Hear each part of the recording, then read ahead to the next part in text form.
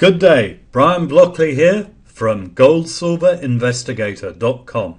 In this video I'm going to show you some excellent charts that you can use to determine when to buy gold, silver and the precious metal stocks. Now, as you no doubt know, the gold price has been trending higher each year and for the last 11 years has finished higher each year. And until fundamental issues are fixed, unfortunately the gold price will keep on going higher and higher. The 125-day daily moving average has turned out to be an excellent indicator to use to determine when a good time to purchase gold is. Now, looking at the first chart we've got here, this is the gold price, and I've plotted it since April 2003 until today's date, which is beginning of 2012. The gold price is a blue line there, and the red line is the 125 daily moving average.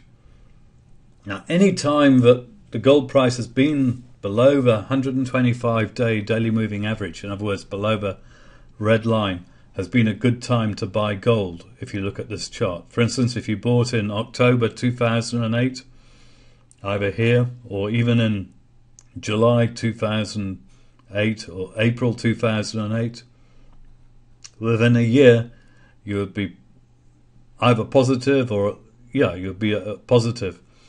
And same back here. At any time under this red line, if you've purchased gold, you then gold price has gone up thereafter. Now, I have put in here a green line, which is the 125 daily moving average multiplied by 1.15. In other words, its value is 15% higher. And if you were a trader and interested in selling gold, this would give you an idea of some of the times when it would be worthwhile to look at possibly selling some gold. Personally, I don't like selling gold ounces myself, but certainly this gives you an indication of when the gold market is overreaching itself. Now, should you buy gold or silver? Historically, the ratio of gold to silver is about 1 to 16. The present ratio, we're looking at 1 ounce of gold buying 54 ounces of silver. However, bear in mind that precious metal dealers are currently selling the same quantity in ounces of gold as they are of silver, and so as only 10 times as much silver is produced per year than gold, you've got this large outpouring of silver being bought by investors, and I do not believe that the ratio can stay at 54 ounces of silver to 1 ounce of gold because of the amount of demand that's being taken off for the silver. I think that ratio has got to drop and start falling towards the 1 to 16, or perhaps even go lower than that, 1 to 10, which is its production difference in the production rate. Now, this is a very good graph. If you go to stockcharts.com, if you look where my mouse pointer is here, stockcharts.com, you can duplicate these charts by putting these symbols into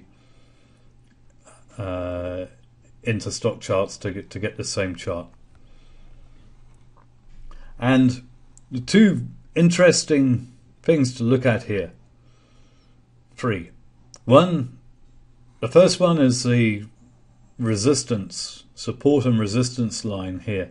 If you look here, 57.5, ratio of 57.5 ounces of silver to 1 ounce of gold, you'll see that it's acted as support here a lot, where the ratio has come down, bounced back up again, and then when it's dropped down below, it's acted as resistance, and it's been hard for the ratio to go back above that. And it's certainly right now we're up against the resistance again at around 56, 57. We're currently right now just at 54. And I've drawn two other trend lines on here. One is a longer term trend line going back 3 years or so, which is coming down here at around the 56 level, 55 level, and also an uptrend line here, which is only about 9 months old and very closely has trended up here, and also at 54, 55 right now. So we're just about to come up to the major resistance line here, 57.5. We've actually been touching up to it a little bit in late December, and I would think that it's quite likely that the silver price here, the ratio is going to drop, showing that it's that it's really worthwhile to buy silver at this stage. It certainly looks like it by looking at this chart. But it's a good opportunity to purchase silver right now, bearing in mind that equal dollars of silver and gold are being purchased from precious metal dealers, both in the US and apparently also over in Europe. Now, when trying to work out if it's worthwhile to buy precious metal stocks, one of the indexes that you can look at is CDNX index. It's the S&P Toronto Venture Composite Index. It's composed of almost 560 companies, of which 63% are involved in mineral resources and 44% are actually involved in gold and silver. Now, what's interesting when you're looking at this at a chart of the CDNX versus gold is up here when you've got the ratio as high. In other words, the index in terms of it would cost you 5 ounces of gold to buy a certain amount of the index here, and down here it would cost you 0.8 of an ounce of gold to buy the same amount of the index. So in other words, down here at the end of 2009 was a really cheap time to get into gold and silver stocks. But if you look at it here, we're at 2012, we're at almost the same levels here. So this is an excellent time to look at some of the good resource stocks, junior resource stocks and junior producers that are available on the Toronto Venture Exchange. Now, looking at the various indexes to determine, I've got some charts here with the Huey, the GDX, the GDXJ, and I've plotted GDXJ versus GDX. The Huey is an index. The funds are the GDX and GDXJ. Here is the Huey, the Gold Bugs Index, and if you look right here, I've plotted this blue line here. It's an internal trend line, and it's basically hitting some of the major points in the market in the chart, where you've got resistance here for the price coming up, and following my mouse pointer here, it's acted as support to keep the price above there. And if you notice, in the last year or so, the chart's been bouncing off of this support level here around the 495 area or so, and each time it's touched the support or slightly gone below it, it's bounced back strongly upwards again. And well, this looks like a very good trend line, to determine when it's a good time to purchase gold and silver stocks, or the Huey index, for instance. And right now it looks like a good opportunity. Interestingly, if you get the same chart for GDX, you get a very similar pattern. You get the high over here, with all of these acting with the line here acting as resistance and here acting as support.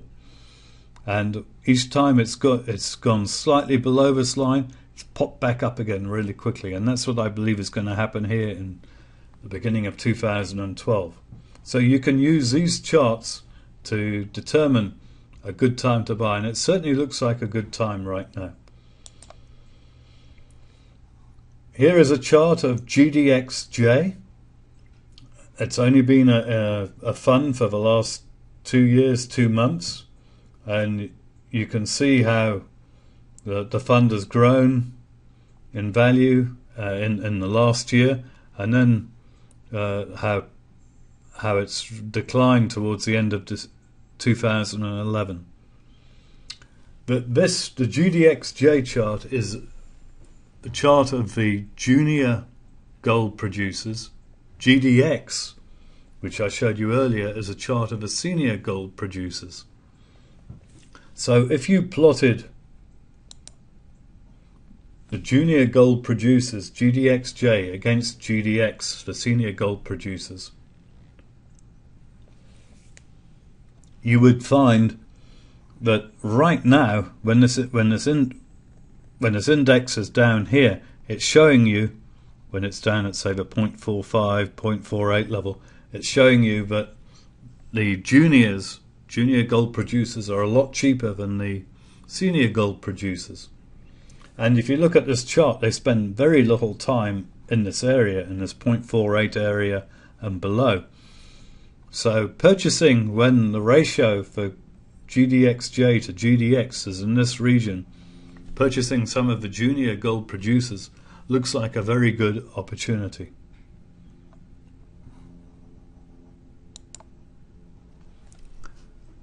I hope you find that information very helpful. If you'd like further updates and breaking news on the gold and silver markets, please visit our website, goldsilverindicator.com. Thank you. Brian Blockley signing off. Goodbye.